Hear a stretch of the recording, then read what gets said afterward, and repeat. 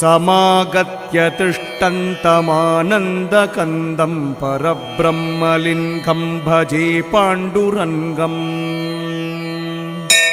तडिद्वाससं नीलमेघावभासं रमामन्दिरं सुन्दरं चित्प्रकाशम् वरं त्विष्टकायां समन्यस्तपादं परब्रह्मलिङ्गं भजे पाण्डुरङ्गम् प्रमाणं भवाब्देरिदं मामकानां नितम्बकराभ्यां द्रुतो येन तस्मात् विधातुर्वसत्यै द्रुतो नाभिकोश परब्रह्मलिङ्गं भजे पाण्डुरङ्गम् स्फुरत्कौस्तुभालङ्कृतं कण्ठदेशे श्रिया जुष्टकेयूरकं श्रीनिवासम्